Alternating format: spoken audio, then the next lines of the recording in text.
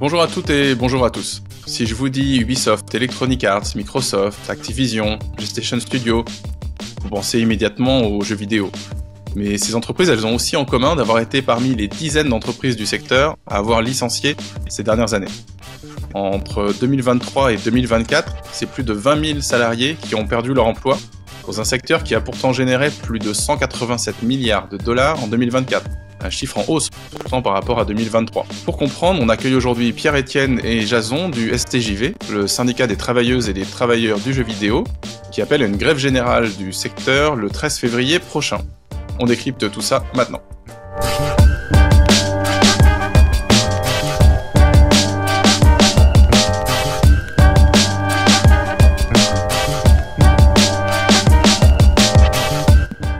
Alors bonjour Jason, bonjour Pierre-Étienne. Est-ce que pour commencer, vous pouvez vous présenter en quelques mots ? Ouais, donc moi je m'appelle Pierre-Étienne Marx, je travaille chez Ubisoft Paris en tant que directeur technique narration. Je suis élu au comité social et économique depuis maintenant 6 ans et je fais partie de la section STJV sur place. Bonjour, moi je m'appelle Jason, je suis designer dans le jeu vidéo et je suis militant au STJV depuis 3 ans déjà. Alors vous êtes tous les deux membres du syndicat des travailleuses et des travailleurs du jeu vidéo, le STJV, qui a été créé en 2017, qui revendique aujourd'hui, je crois, 1 millier d'adhérentes et d'adhérents, ce qui représente à peu près 10% des employés directs du secteur en France.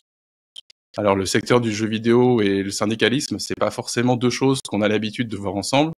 Pourtant, c'est un secteur qui reste marqué par une culture un peu particulière, celle du crunch, celle des nuits, des week-ends passés à peaufiner des jeux. Parce qu'après tout, quand on aime le jeu vidéo, on compte pas ses heures, encore moins ses heures sup. Alors peut-être en particulier pour celles et ceux qui seraient un peu éloignés des syndicats, à quoi ça sert un syndicat des travailleuses et des travailleurs du jeu vidéo ?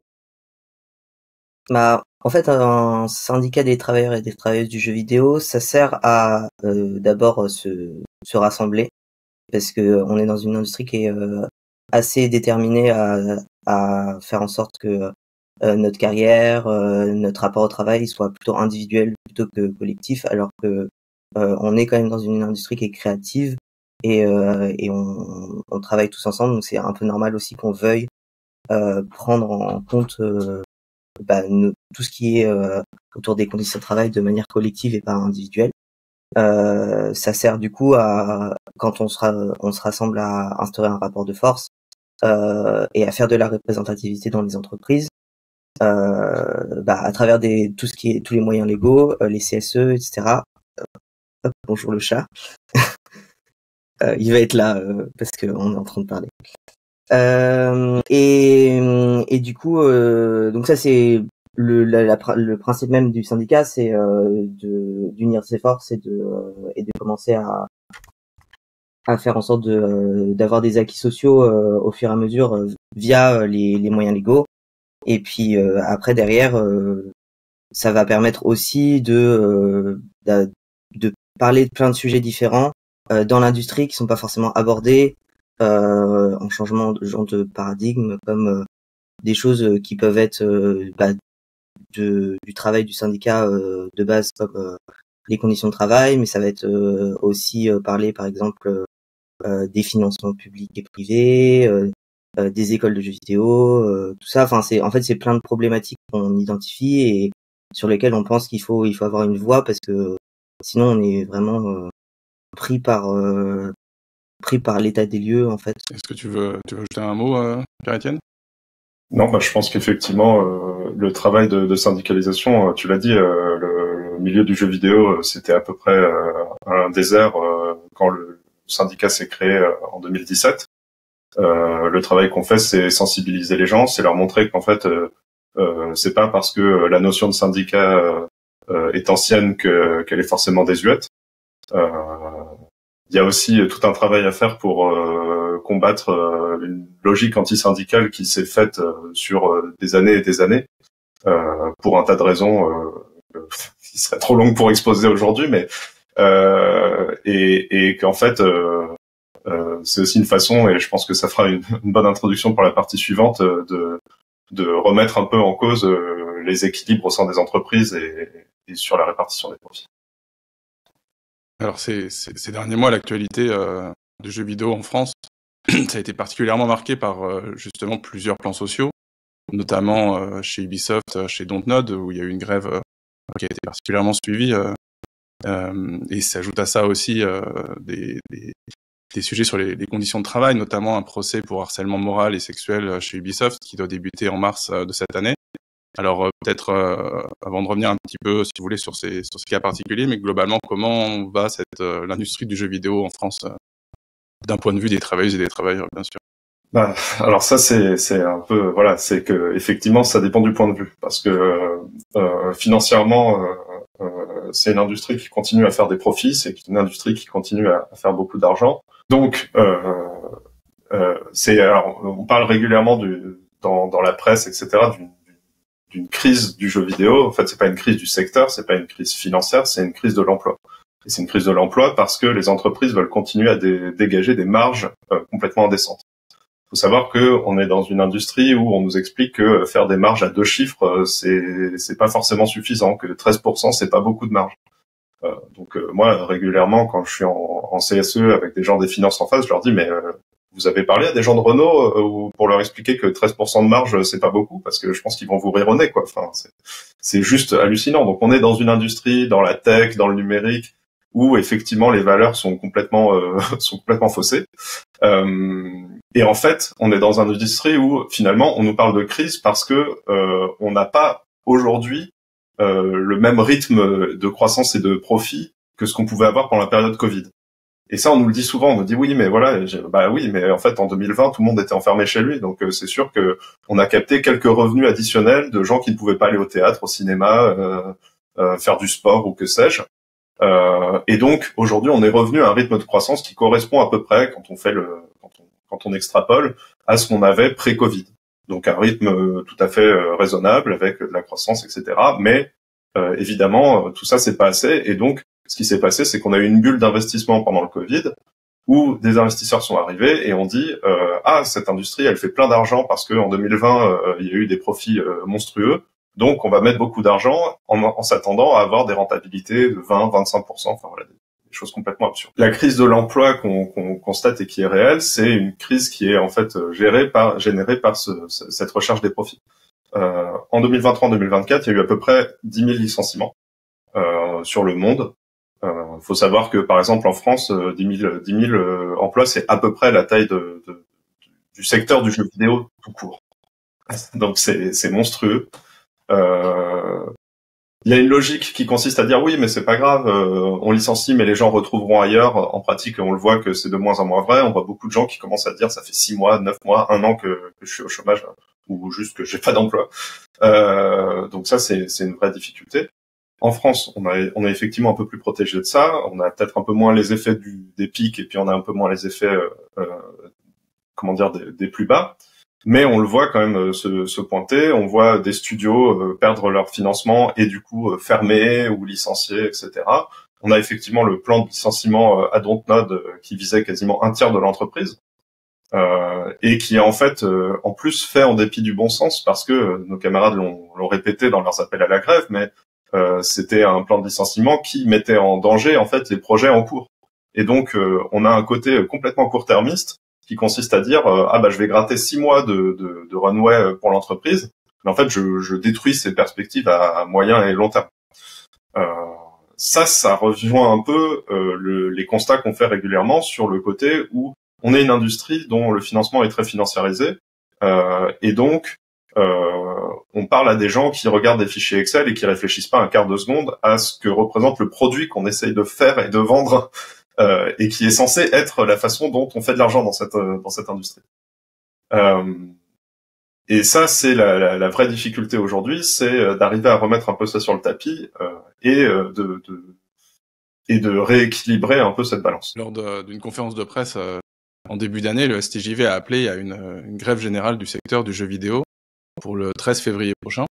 Si je dis pas de bêtises, ce genre d'appel, c'est totalement inédit dans ce secteur. Alors, est-ce que vous pouvez nous en dire plus, notamment sur les revendications ? Ouais.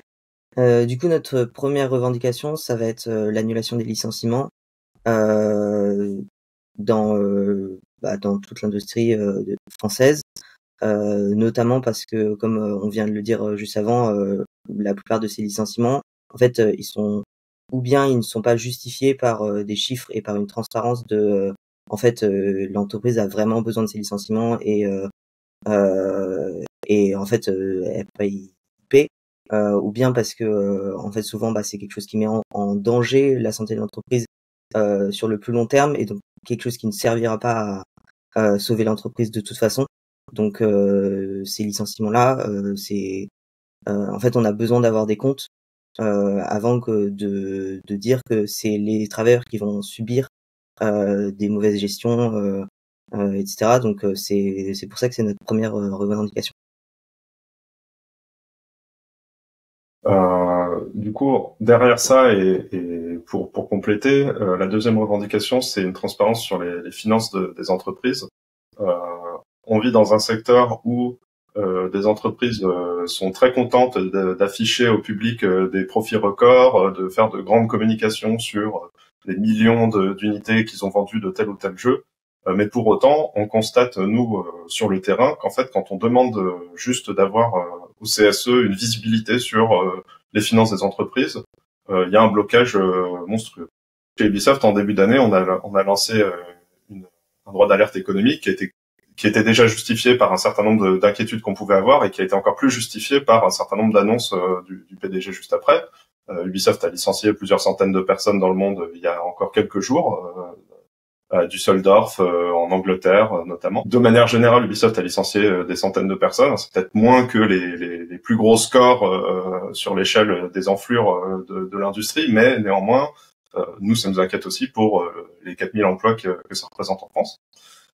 Et là-dessus, on nous met un gros bloc et on nous dit non, vous n'avez pas à savoir en est le groupe, alors que c'est un droit garanti par la loi. De manière générale, il y a la question du partage des bénéfices. On en a un petit peu parlé avant. On est dans une industrie qui fait beaucoup d'argent. On est dans une industrie qui fait un chiffre d'affaires de plus de 6 milliards d'euros en France.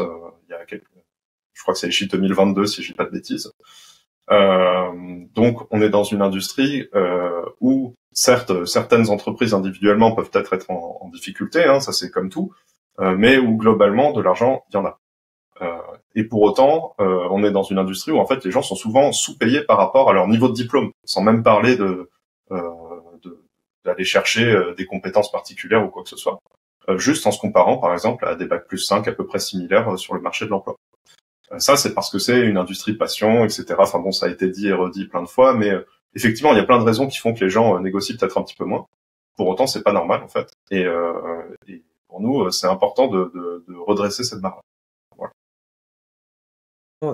Du coup, tu parlais de effectivement la transparence, et ce qui en découle, c'est effectivement le partage de la valeur. Donc, la revendication, elle est assez simple, c'est que comme c'est les travailleurs qui créent la valeur dans l'industrie, on aimerait bien avoir quand même une base de partage de la valeur qui soit commune, et qui puisse en fait remettre les travailleurs au centre des gains, et pas les actionnaires, et essayer de un peu contrecarrer la financiarisation des entreprises. Donc au niveau du partage de la valeur, c'est ça, et puis ça permet aussi d'avoir une meilleure part de responsabilité dans la réussite de son entreprise, etc. Parce que le problème actuel, c'est que quand il y a des gains qui sont faits, donc la valeur n'est pas partagée. Mais par contre, quand il y a des pertes et des mauvais résultats, ce sont les travailleurs qui prennent et qui sont licenciés, etc. Donc il y a un peu un double standard vis-à-vis de la répartition du partage de la valeur dans les entreprises. Derrière, il y a aussi une question importante pour nous, c'est d'organiser les productions différemment. En fait, aujourd'hui, on est désorganisé dans le jeu vidéo. Les productions, en fait, ont souvent une vision extrêmement court terme. Il y a aussi une relation très toxique entre studio et éditeur, en fait, où le studio va survendre son projet pour que l'éditeur débloque de l'argent, et l'éditeur va attendre, en fait, qu'on lui survende le projet, va parfois avoir des attentes complètement irréalisables, voir en fait chacun sait en fait dans ce jeu de dupes qui ment, mais tout le monde se serre la main en se disant ça va. Le résultat, c'est des risques psychosociaux pour les équipes, c'est de la souffrance parce qu'en fait, on a du crunch qui est généré non pas parce que il y a eu une erreur, parce que quelqu'un est malade ou je ne sais quoi, ce qui serait déjà pas une justification. Hein. Il y a des CDD, ça existe pour remplacer. Donc, pour nous, la question, c'est de dire est-ce que c'est normal que pour beaucoup de gens dans l'industrie, la question se pose entre fonder sa famille et garder son job. Est-ce que pour beaucoup de gens dans l'industrie, c'est normal qu'on souffre, qu'on ait des burn-out en boucle, que les gens comptent leur burn-out en fonction du nombre de jobs qu'ils ont eu? Et pour nous, évidemment, c'est pas normal. Ça, c'est une question d'organisation qui est derrière, et c'est une question de temps de travail. Effectivement, pour nous, la logique, ce serait de dire, il faut qu'on arrive à réduire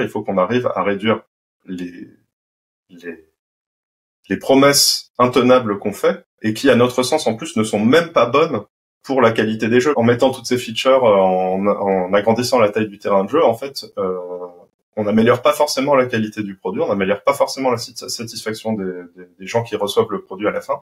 Et donc, pour nous, c'est même pas forcément productif. Par contre, le résultat clair, c'est des gens en détresse mentale et des gens physiquement cassés. Je pense qu'il y a aussi un effet de bord sur ce côté de la désorganisation. C'est que, en fait, on a tendance à beaucoup penser par projet.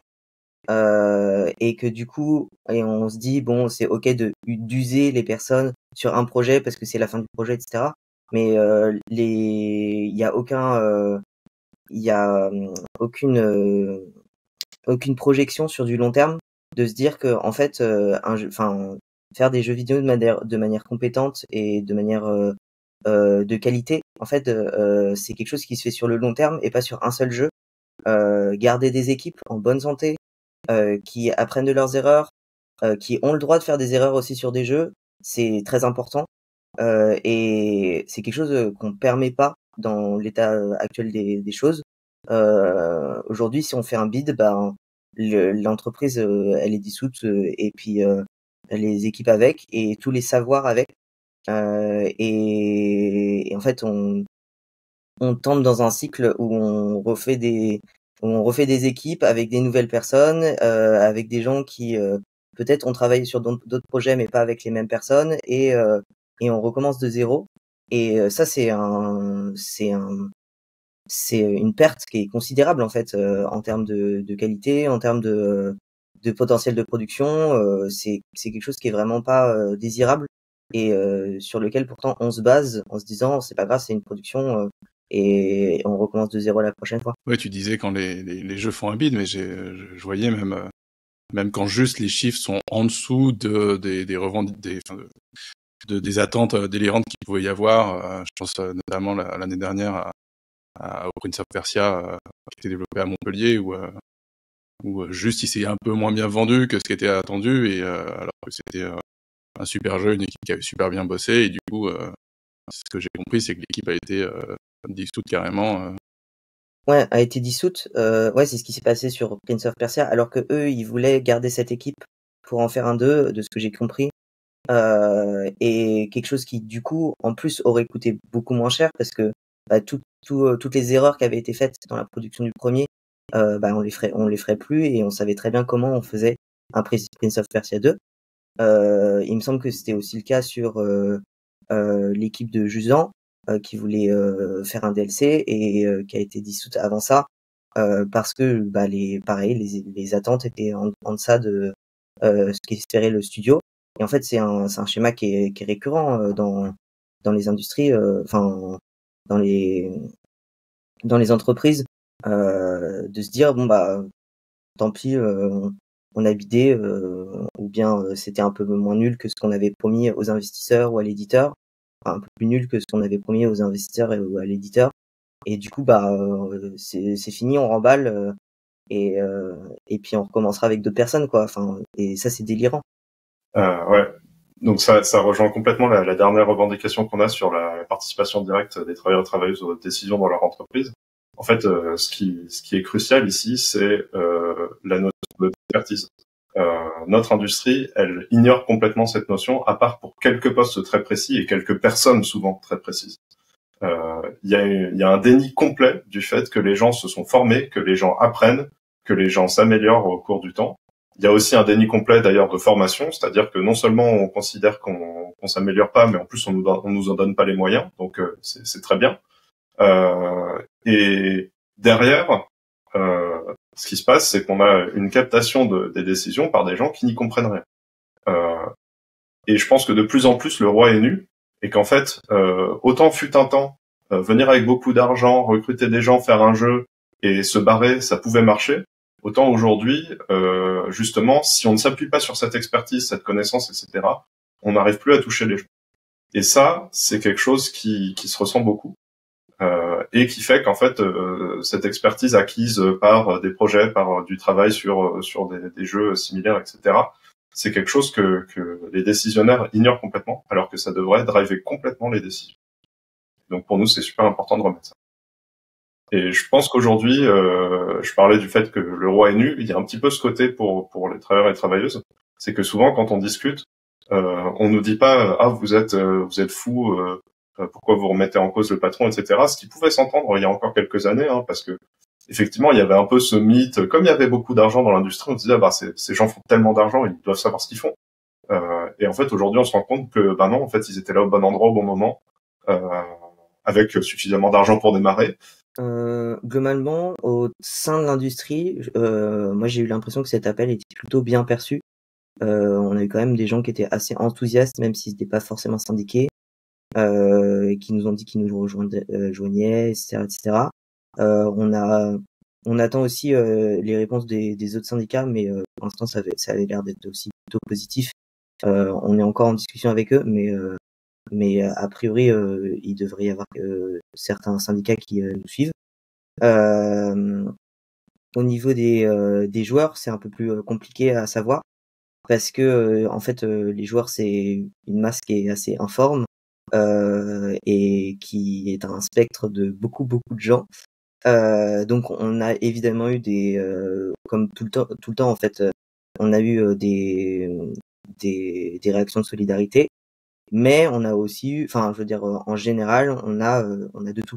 On a des gens qui trouvent que les jeux leur sont acquis et que du coup on devrait pas se plaindre en tant que travailleur du jeu vidéo, que on a un super métier et que on serait mieux de faire nos jeux bien et d'arrêter de se plaindre. Bah évidemment c'est une tranche spécifique de la population des joueurs et c'est quelque chose qu'on a toujours.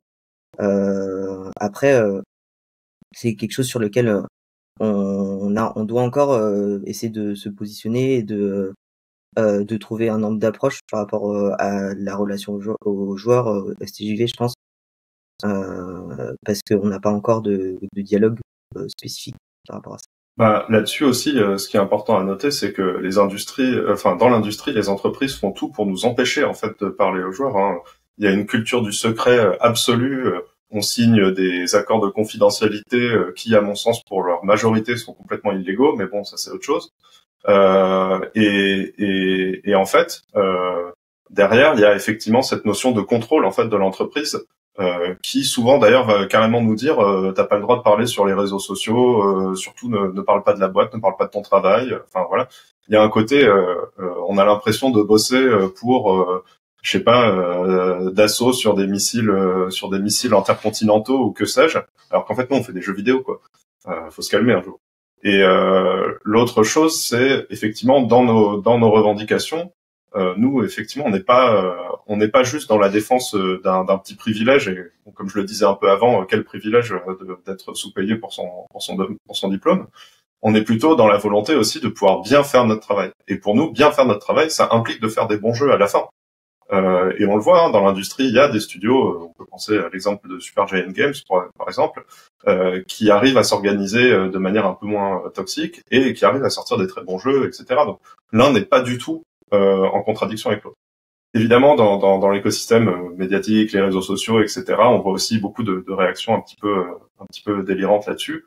On peut penser notamment en fin d'année dernière, il y avait une grosse grève à Ubisoft. On avait plus de 25% des employés en France qui ont fait grève. On a eu des studios ailleurs dans le monde qui nous ont suivis. Effectivement, une des réactions des joueurs, c'était il y a un drapeau LGBT sur le piquet de grève, c'est les woke qui veulent détruire Ubisoft. Sachant que quelques mois avant, ils se gargarisaient des mauvais résultats d'Ubisoft en disant Ubisoft est woke, mort à Ubisoft. Il y a un côté un peu comment dire, il y a un côté complètement hypocrite à ça, c'est qu'en fait eux-mêmes ne savent même pas ce qu'ils veulent dire par woke. De toute façon, c'est juste l'ennemi, c'est un terme, c'est judéo-bolchevique, c'est comme ça. On met ça sur quelqu'un pour pouvoir le détruire. Et en fait, c'est des gens qui vont passer leur journée à se plaindre que les grosses entreprises font n'importe quoi, que les grosses entreprises font des mauvais jeux, les maltraitent, les traitent comme des portefeuilles, pour ensuite dire les travailleurs qui en ont marre en fait de ces conditions-là, c'est eux le problème. Tout ça, c'est quoi? C'est à la fois une mécompréhension totale de comment fonctionne l'industrie, encore une fois tout à fait encouragée et nourrie par la logique de secret absolu de nos entreprises, et évidemment des manipulations de gens d'extrême droite notamment, qui sont trop heureux en fait de s'en prendre à des gens qui pensent pas comme eux, qui de toute façon n'ont pas vraiment de but à part de faire de l'outrage, de faire du clic, et qui donc du coup sont un peu dans une démarche nihiliste où finalement taper sur Ubisoft un jour puis taper sur les gens qui critiquent Ubisoft le lendemain, c'est pas grave, c'est pas incohérent, parce que l'important c'est de se trouver des cibles. Est-ce qu'il y a quelque chose que vous voulez rajouter avant qu'on conclue? Ah oui, si, parce qu'on a beaucoup parlé, du coup on a parlé de la réception dans l'industrie, de la réception par les joueurs, mais nous on espère qu'il y a aussi une réception par les pouvoirs publics, parce que un des sujets un des sujets de fin 2024, c'était le CIJV, donc le crédit d'impôt du jeu vidéo, qui est un crédit d'impôt public pour les grosses entreprises. Et une des choses qu'on veut pointer aussi, c'est la manière qu'ont les entreprises d'utiliser le public comme un portefeuille gratuit entre guillemets, sans aucune redevance et aucune justification sur le type de jeu qu'ils font derrière, sur les conditions de travail qui sont autour de ces jeux.